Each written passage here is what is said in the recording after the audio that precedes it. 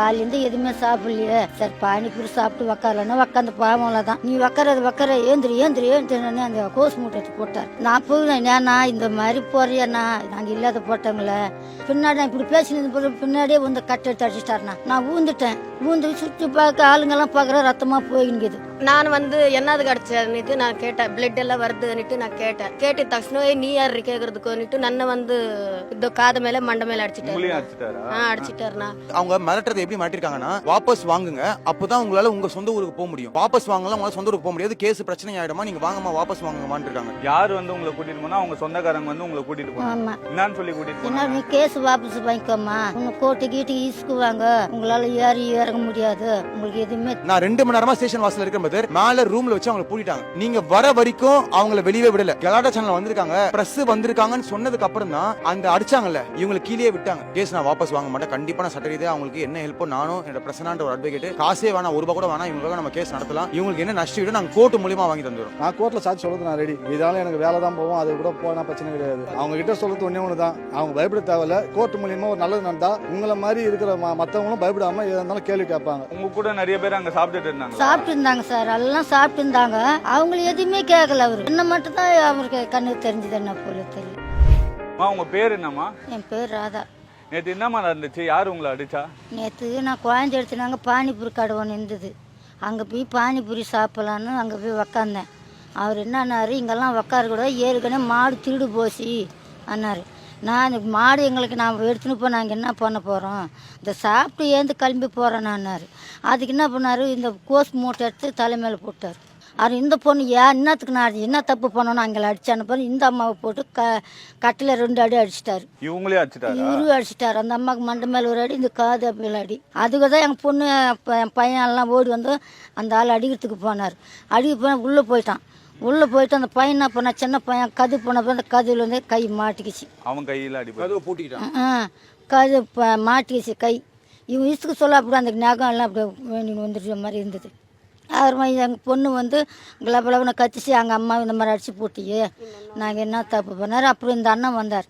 இவர் பட்டு இன்னத்துக்கு பம்பளை மேலே போய் கை வைக்கலாமா, அதுங்க வயசாகி போய்க்குது அந்த அம்மாவுக்கு, இந்த இடத்துல உக்காந்தா என்ன சொல்லி அவர் சொன்னார். அதோட எனக்கு என்ன ஆச்சு, எத்தனை தையலுமா போட்டிருக்காங்க தலையில? அது எங்கள் பொண்ணுக்கு தானே தெரியணும். 13 தையல் போட்டிருக்காங்களா? அவரு என்ன சொன்னார், நான் உக்கார சொல்லி நீ உக்காராத, நீ போயிடும் சொல்லி நான் போயிட்டு இருப்பேன். சரி இடம் காலியாக தானே இருக்குது, இந்த பானிபூரி சாப்பிட்டு போகலாம், காலையிலேருந்து எதுவுமே சாப்பிடலையே, இந்த பொண்ணு வேற இது நின்றது, சரி பானிபூரி சாப்பிட்டு உக்காரலன்னா உக்காந்து பாவம்ல தான். நீ உக்கார ஏந்திரி அந்த கோஸ் மூட்டை எடுத்து போட்டார். அப்போ அடிவில நான் போய் ஏன்னா இந்த மாதிரி போறியண்ணா, நாங்கள் இல்லாத போட்டோங்கள சொல்லி, நீங்களாம் வரைக்கும் உக்கார மாடு திருடு போச்சு. மாடு திருடுறீங்களா? மாடு திருடு போச்சு, நீங்கள் தான் திருடி இருப்பீங்க அன்னு கேட்டார். நாங்கள் என்னத்துக்கு மாடு, எங்களுக்கு என்னத்துக்கு மாடு, நாங்கள் இருக்கிறத யாயப்பட்டோங்க, நாங்கள் போச்சூர் 10 வருஷமாக இருக்கிறோம். இங்கே வந்திருக்கிறோம், ஒரு வியாபாரத்துக்குன்னு வந்தோம், எங்களை இந்த மாதிரி பண்ணுறீங்களா அண்ணான்னு சொல்லி, நான் சாகும்போது மண் எடுத்து தலைமையில வச்சுக்கின்னு போகிறோன்னு சொல்லிட்டு தான் உள்ளே போனார். நியாயமாக தானே கேட்டிருக்கீங்க, உட்காரக்கூடாதுன்னா என்ன ரோடு தானே அது? அது ரோடு இன்னும் வீட்டு வாசலில் கூட போய் உட்காரல. அதுக்கு போய் உள்ளே போய் நான் பின்னாடி நான் இப்படி பேசினது பின்னாடியே வந்து கட்டை எடுத்து அடிச்சிட்டாருண்ணா. நான் ஊந்து சுற்றி பார்க்க ஆளுங்கெல்லாம் பார்க்குற ரத்தமாக போயின்னுக்குது. அப்புறம் இந்த பொண்ணு என்னத்துக்கு அடிச்சா, என்ன ஏய் நீ போடி சொல்லி அந்த பொண்ணு 2 அடி அடிச்சிட்டா. அவங்க வீட்டில் இருக்கிறவங்க யாரும் தடுக்கலண்ணா.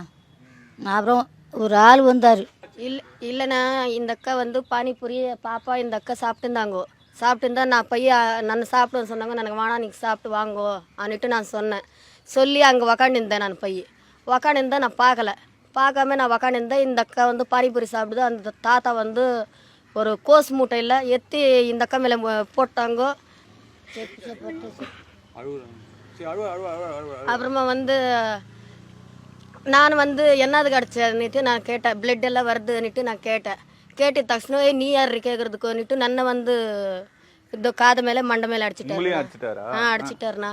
அடிச்சிட்டு பேருக்கு நாங்கள் என்ன பண்ணோம், ஒரு அண்ணா இந்த அண்ணா வந்தார். இந்த அண்ணா ஹெல்ப் பண்ணார்ண்ணா. இந்த அக்கா தூக்குனாரு. தூக்கி உள்ளே போய் அந்த தாத்தா போய் கது மூடிட்டாரு. கது மூடிட்டு பேருக்கு இந்த அண்ணா அந்த தாத்தானுக்கு வீட்டுக்கு வந்து என்னது கிடச்சான்னுட்டு இந்த அண்ணா கேட்டார். ஆம்புலன்ஸ் வர வச்சு ஆம்புலன்ஸில் அனுப்பிச்சோம். இன்னைக்கு எதுக்கு ஸ்டேஷனுக்கு கூட்டிட்டு போனாங்களா? காலைல உங்களை வந்து எதுக்கு ஸ்டேஷன் கூட்டிட்டு போனாங்க? நாங்கள் வீட்டுக்கு போகிறவங்க வந்து 4 நாள் ஆச்சு. எங்கள் தங்கறதுக்கு இது மாதிரி ரோட்டில் தங்க முடியல. சாப்பிட்டு பசங்க வேலை போச்சு, எல்லாம் போச்சு. வீட்டில் இருக்கிறவங்க என்ன நினச்சிக்கோ ஏது நினச்சிக்கோ தெரில. நாங்கள் வீட்டுக்கு போகிறதுக்குள்ள அவங்க என்ன பண்ணாங்க, நீ கேஸு வாபஸ் வாங்கி நீங்கள் எங்கன்னா போயிடலாம். யார் வந்து உங்களை கூட்டிட்டு போனா? அவங்க சொந்தக்காரங்க வந்து உங்களை கூட்டிட்டு போனாங்க. ஆமாம். என்னன்னு சொல்லி கூட்டிட்டு என்ன போனாங்க? நீ கேஸு வாபஸ் வாங்கிக்கோம்மா, உன்னை கோட்டு கீட்டுக்கு ஈஸ்க்குவாங்க, உங்களால் ஏறி இறங்க முடியாது, உங்களுக்கு எதுவுமே தெரிய மாட்டேங்குது, கேஸ் வாபஸ் வாங்கின்னு நீங்கள் எங்கன்னா நீங்க என்ன போங்க. சொன்னீங்க அதுக்கு? நாங்கள் எல்லாம் சரி எங்களுக்கு எதுவுமே தெரியாது சார். அவருக்கு வந்து கேட்டார், அவருக்கு என்ன பதில் சொல்றது, உங்களுக்கு என்ன பதில் சொல்றது?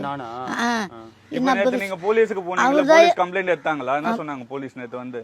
என்ன கூட்டின்னு போனாங்களா, நீ வந்தீங்கம்மா, நீ கேஸ் எல்லாம் வாபஸ் வாங்கினானா நீங்கள் ஊருக்கு போய் சேரலாம், இது ரொம்ப பிரச்சனை ஆகிடும் அப்படின்னு சொன்னார்.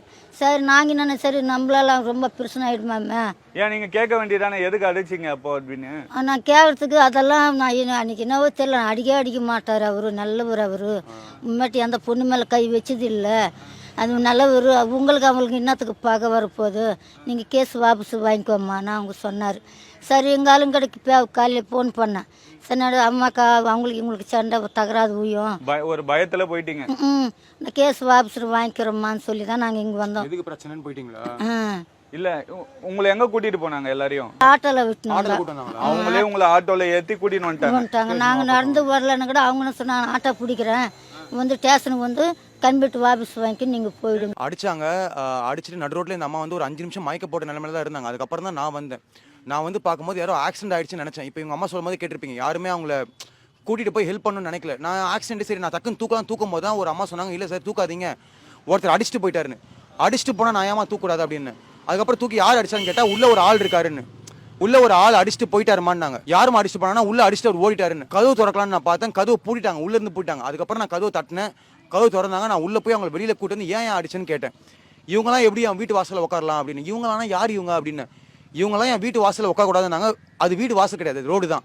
ரோடு தானே, உட்காந்தா என்ன, பானிபூரி தானே சாப்பிட்றாங்க, உங்ககிட்ட பிச்சை கேட்கலையே அப்படின்னு. பிச்சை கேட்ட இருக்குன்னு சொல்லி இல்லைன்னு சொல்லி ஏன் அடிக்கிற, ஏன் அடிச்ச அப்படின்னு அவர் என்ன அடி கட்டேத்து வந்தார். இவங்களுக்காக கேட்டதுக்கு என்ன அடி கட்டேத்து வந்தார். என்னன்னா நீங்கள் அடிக்க ட்ரை பண்ணாதீங்கன்னு சொல்லிட்டு அழகாக போலீஸுக்கு ஃபோன் பண்ண போலீஸ் வந்தாங்க. மாங்காடு லாண்டோட இன்ஸ்பெக்டர் வந்தார், முத்துராமலிங்கம். வந்து அவங்க அப்பா அம்மா ஏன் 2 பேரையும் கூட்டு போயிட்டாங்க. அதுக்கப்புறம் நியூஸ்லாம் வந்துருச்சு. நான் கம்ப்ளைண்ட் எடுத்தாங்க. ஃபர்ஸ்ட் இவங்களுக்கு ஆதார் கார்டு இல்லை அப்படின்னு சொல்லிட்டு கம்ப்ளைண்ட் எடுக்கல. அதுக்கப்புறம் நானும் என் அட்வொகேட்டும் போயிட்டு கம்ப்ளைண்ட் கொடுத்தோம். கம்ப்ளைண்ட் எடுத்துட்டாங்க, எஃப்ஐஆரும் போட்டுட்டாங்க. ஆனால் எஃப்ஐஆர் 2 செக்ஷன் தான் போட்டிருக்காங்க. அது நாங்கள் எஃப்ஐஆர் மேல் முறையீடு பண்ண போறோம். ஏன்னா அதில் SC ST ஆக்ட் போடல. உங்களுக்கு தெரியும் நினைக்கிறேன், SC ST ஆக்ட் ரொம்ப முக்கியமான ஆக்ட். உங்களுக்கு தாக்கணும் அந்த ஆக்ட் அதில் போடல.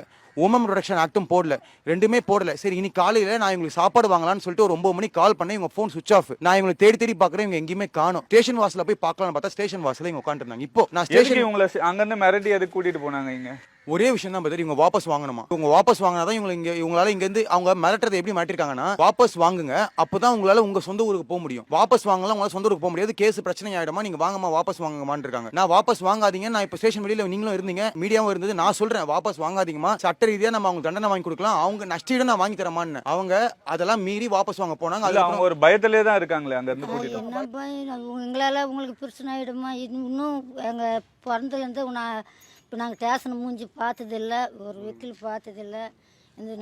நாங்க வந்தோம்ல, வக்கீல்லாம் வந்தாங்கல்ல, நான் வந்தேன். சட்ட ரீதியா என்ன ஹெல்ப் பண்ணாலும் என் தம்பியே பண்றேன்னா இலவசமாவே நம்ம பண்ணலாம். அவன் பேர் பிரசன்னா வந்து நான் இலவசமா என்ன சட்ட ரீதியா என்னமோ அதை நாங்க பண்ணோம். உங்களுக்கு தெரியும் எவ்வளவு கஷ்டம்னு இருந்து. நேற்று ஒரு நாள் ஸ்டேஷன்ல ஃபுல்லா இருந்து நாங்க எஃப்ஐஆர் போட்டு வாங்கிட்டு வந்தோம். இன்னைக்கு காலையில 12 மணி இருக்கும், இப்போ வரைக்குமே அவங்க ஸ்டேஷன்ல தான் உட்கார்ந்துட்டு இருக்காங்க. ஒரே விஷயம், வாபஸ் வாங்கணும் தான். நான் எப்படியும் அவங்களை கண்டுபிடிச்சேன், போயிட்டேன். ஆனா நான் இப்போதைக்கு வாபஸ் வாங்க விடல. இப்போ வரைக்கும் அவங்க என்ன சொல்லிருக்காங்கன்னா, கோர்ட்டுக்கு கேஸ் வரும் அப்போ வந்து அங்க வாபஸ் வாங்கன்னு சொல்லிருக்காங்க. ஆனா நான் காவல்துறை ஆய்வாளர் நான் பாத்துட்டேன். அவர் என்ன சொன்னாரு? அவர் எங்கிட்ட கேட்டார், தம்பி உங்களுக்கு வாபஸ் வாங்கணுமா வேணாமான்னு. இவங்க அவங்க கிட்டயுமே ஒரு பயத்துல தான் பதில் சொல்றாங்க. சரி என்ன பிரச்சனை ஆயிடுமா, என்ன பிரச்சனை ஆயிடுமான்னு. காவல் ஆய்வாளர் தெளிவா சொல்றாரு, தம்பி உங்களுக்கு பிரச்சனை ஆகாது, சுமூகமா உங்களுக்கும் நல்லது நடக்கணும், அவங்களுக்கும் நல்லது நடக்கணும், உங்களுக்கு என்ன வேணுமோ பார்த்து பண்ணிக்கோங்க, நானும் உன்னை வாபஸ் வாங்கன்னு மிரட்டவே இல்லைன்னு அவர் கிளியரா சொல்லிட்டாரு. போலீஸ் உங்களை வாபஸ் வாங்கன்னு மிரட்டவே இல்லை. அந்த ஆளுங்க இன்னமும் ஸ்டேஷன்ல தான் இருக்காங்க, இவங்க வாபஸ் வாங்கணும். இப்ப நம்ம தான், நீங்களும் நானும் தான் அவங்களை அங்க இருந்து கூட்டிட்டு வந்திருக்கோம். நான் 2 மணி நேரமா ஸ்டேஷன் வாசல்ல இருக்கேன் பதர். மேல ரூம்ல வச்சு அவங்களை பூட்டிட்டாங்க. நீங்க வர வரைக்கும் அவங்கள வெளியே விடல. கலாட்டா சேனல் வந்திருக்காங்க, பிரஸ் உங்களுக்கே தெரியுமே, பிரஸ் வந்திருக்காங்கன்னு சொன்னதுக்கு அப்புறம் தான் அந்த அடிச்சாங்கல்ல இவங்களை கீழே விட்டாங்க. நாங்க நிக்கிறோம், அவங்கள ஸ்டேஷன்ல ஒரு டோர்ல பூட்டிட்டு அந்த டோர்ல இருந்து அவங்க வெளியே விடல. அந்த ஆப்போனன்ட் டீம், நான் போலீஸ் சொல்லல, அந்த ஆப்போனன்ட் டீம் அவங்க சுத்தி ஒரு 5 பேர் நிக்கிறாங்க. நாங்கள் விட மாட்டோம். இப்போ நான் மேலே போய் நீங்கள் வந்தீங்க கரெக்டாக அந்த டைமுக்கு மீடியா வந்திருக்காங்கன்னு சொன்ன ஒரே வார்த்தைனால தான் அவங்க கீழேயே வந்தாங்க.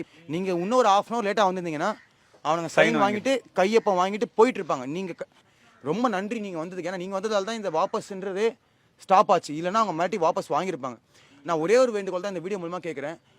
நாங்கள் ரொம்ப கஷ்டப்பட்டு தான் ஹெல்ப் பண்ணுறோம். தயவு செஞ்சு யாரும் மிரட்டினாங்கன்னா வாபஸ் வாங்கிட்டாங்க. இந்த மாதிரி பாதிக்கப்பட்டவங்க யாரும் வாபஸ் வாங்காதீங்க. சட்ட ரீதியாக அவங்களுக்கு எல்லாமே கிடைக்கும். இப்போ உங்களுக்கு என்ன மாதிரி ஹெல்ப் வேணும் ப்ரோ? பிரதர் இவங்களுக்கு வந்து இன்னும் நான் ஸ்கேன் எடுக்கல பிரதர். இன்னும் நான் ஸ்கேன் எடுக்கணும். இன்னைக்கு தான் நான் ஸ்கேன் எடுக்க கூட்டு போகிறேன். ஸ்கேன் எடுக்கணும். அதுக்கப்புறம் அவங்களுக்கு தையல் எப்படி இருக்குன்னு பார்க்கணும். எப்படி எவ்வளோ அடிபட்டிருக்கு? 13 தையல் போட்டிருக்காங்க பிரதர். சென்டர் ஆஃப் த ஹெட்ல நடு மண்டையில் தையல் போட்டிருக்காங்க. ஸ்கேன் எடுத்தே ஆகணும். இன்னும் ஸ்கேன் எடுக்கவே இல்லை. அந்த ஜிஹெச்ல கூட நீங்க ஸ்கேன் எடுக்கவே இல்லை. இப்போ தான் நான் கூட்டு போகிறேன், ஸ்கேன் எடுக்க போகிறேன். அதே மாதிரி இது கொலைவெறி தாக்குதல். இது அட்டெம்ப்ட் மர்டர்னே போடலாம். உங்களுக்கு தெரியல 13 தையல்.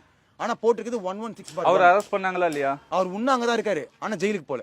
2 நாளாக மாங்காடு ஸ்டேஷனில் தான் உட்காந்துருக்காரு.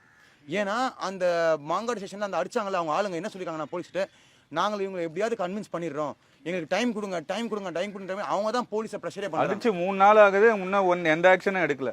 எஃப்ஐஆர் போட்டாச்சு, இன்னும் அவர் அரெஸ்ட் ஆகல. ஆனால் நான் இது காவல்துறை மாதிரி தப்புன்னு சொல்லவே இல்லை. அவங்கள ப்ரெஷர் பண்ணுறது அந்த ஆப்பரன் சீன் தான். பானிபூரி கடை வைக்கிறான்ல, அவங்ககிட்ட அவன் காசு வாங்குறான்ல, அப்போ வரவன் எங்கே சாப்பிடுவான்? ரோட்டில் உன் பக்கத்துல நிறைய பேர் சாப்பிட்டாங்க பாத்தீங்களா? உங்க பக்கத்துல எல்லாருமே சாப்பிட்டுதான். இவங்க பக்கத்துல உட்காந்து ஒரு 5 பேர் சாப்பிடுறாங்க. அவங்களுக்கு கண்ணில் தப்பா தெரியல, இவங்க சாப்பிட்டு தான் தப்பா போச்சு. நீங்க ஏமா ரொம்ப பயத்திலே இருக்கீங்க? அதெல்லாம் எதுவும் பண்ண முடியாது. பயம் இல்ல, இந்த தலை ரொம்ப அடிபட்டதுல இருந்து மயக்கமா இருக்குது. பேசுனா அப்படியே தின்னு நம்ம பசங்களுக்கு எதனா நம்மளால நம்ம பசங்களுக்கு பாதிக்கப்படும் தான் கொஞ்சம். எத்தனை பசங்க உங்களுக்கு? பையன் பயந்துட்டான். பையன் அந்த பொண்ணு, பெரிய பொண்ணு ஒரு பையன், எனக்கு 3 ஆம்பளை பசங்க 3 பொண்ணு. உங்க கூட நிறைய பேர் அங்க சாப்பிட்டுட்டு இருந்தாங்க சார். எல்லாம் சாப்பிட்டு இருந்தாங்க. அவங்களுக்கு எதுவுமே கேட்கல. அவரு என்ன மட்டும் தான் அவருக்கு கண்ணுக்கு தெரிஞ்சது, என்ன போல தெரியல. எப்படிமா 3 நாளா எப்படி இருக்கு? வலி தானே ரொம்ப பயங்கரமா இருக்குது. தலை இப்படி குனிக்க முடியல. அப்படியே தலை இப்படி பேச நம்ம என்ன திரும்பி அதே மாதிரி அடிக்கிற மாதிரி வருது. எங்க தங்கி இருக்கிறீங்க? நாங்கள் அது அங்கே பள்ளி ஆஃபீஸ் சென்டர் தானே அது இருக்கிறோம். அங்கே தான் வந்து 3 நாள் அங்கே தான் தங்கின்னு இருந்தோம். வெயில் நைட்டில் கொசு பயங்கரமாக கிடைக்குது. ரொம்ப கஷ்டமாக இருக்குது. பையனுக்கு வேறு உடம்பு சரியில்லாமா, போயிடலாமான்னாரு. சரி நைட்டு அவங்க வந்தாங்க. நேற்று வந்து கேஸ் வாபஸ் பண்ணிக்கோக்கான்னாரு. வந்தாங்க நைட்டு வந்தாங்க.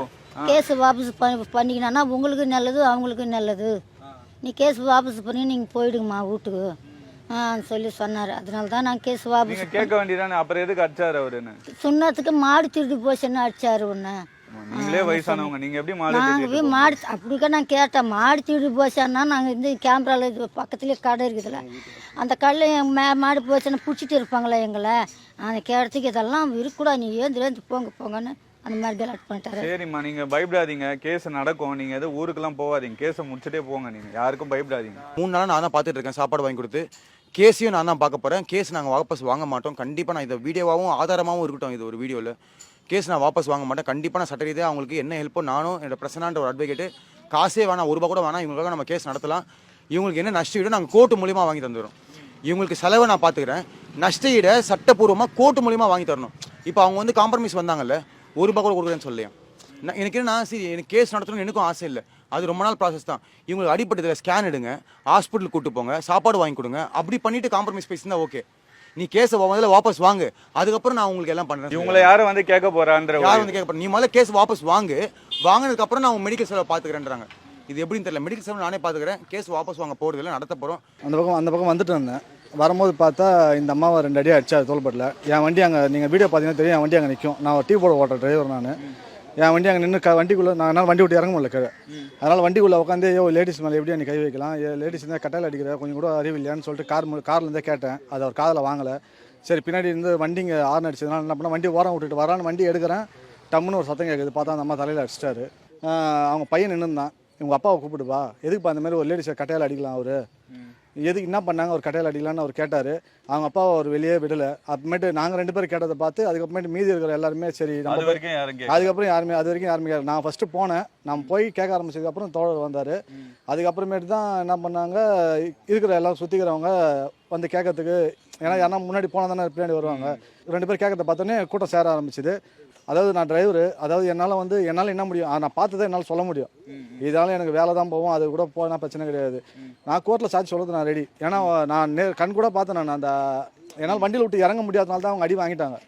நான் பைக்லேயோ இதுலேயே வந்து நான் நிறுத்தி அதை பிடிச்சிட்டு இருப்பேன். அடிப்பட்டவர் வந்து என் நம்பர் வாங்கிக்கினாரு. நம்பர் வாங்கினா நானும் 2 நாளாக ஃபோன் பண்ணேன், சாப்பிட்டீங்களா என்ன பண்ணு கேட்டால் நம்ம மணி அவர் ஹெல்ப் பண்ணார், அவர் சாப்பாடு வாங்கி வந்து கொடுத்தாரு, எல்லாம் பார்த்துக்கிறாரு சொல்லி நான் என்ன பண்ணேன், நான் என் வேலையை நான் பார்க்க ஆரம்பித்தேன். நேற்று காலையில் ஃபோன் பண்ணார். ஃபோன் பண்ணி இந்த மாதிரி சாப்பாட்டுக்கு எதுவும் இல்லைன்னாரு. அதனால் நான் என்ன பண்ணேன், வீட்டாண்ட வர வச்சு நான் சாப்பாடு வாங்கி கொடுத்துட்டு நான் வண்டி ஓட்ட போயிட்டேன். மணி ஃபோன் பண்ணுறாரு, இந்த மாதிரி ஸ்டேஷனுக்கு கூட்டு போயிட்டாங்க, அந்த அடித்தவர் வந்து அவங்க மூலிமா தெரிஞ்சவங்களை வச்சுக்கின்னு ஸ்டேஷனுக்கு கூட்டும் போய் வாபஸ் வாங்கிறது பேசுகிறாங்கன்னு நான் உடனே என்ன பண்ண, நான் ட்ரெஸ் மாதிரி நான் கிளம்பிட்டேன். எப்படி நாங்கள் ஏன்னா நாங்கள் 3 நாள் அவ்வளோ கஷ்டப்பட்டுருக்கோம். நான் என் வேலையை விட்டு வந்தேன். அவருக்கு இது நான் யாருன்னு மணிக்கு தெரியாது. ஆமாம், எனக்கு வந்து அவங்க அடிச்சு நான் நேரில் பார்த்தேன். அவங்க கிட்ட சொல்கிறது ஒன்று தான், அவங்க பயப்பட தேவையில்ல, கேஸை பார்த்ததுக்கு அவர் மணி பார்த்துக்கிறேன்ட்டாரு. சாட்சி சொல்கிறது நான் இருக்கிறேன். நான் என்றைக்குமே நான் வரமாட்டேன்னு சொல்ல மாட்டேன். அது எனக்கு வேலையே இல்லைனாலும் பரவாயில்ல, நான் வந்து சாட்சி சொல்கிறேன். நீங்கள் தயவுசெய்து கேஸ் வாபஸ் வாங்கிடாதீங்க. உங்களை பார்த்து ஒரு கோர்ட் மூலியமாக ஒரு நல்லது நடந்தால் உங்களை மாதிரி இருக்கிற மற்றவங்களும் பயப்படாமல் எதாக இருந்தாலும் கேள்வி கேட்பாங்க.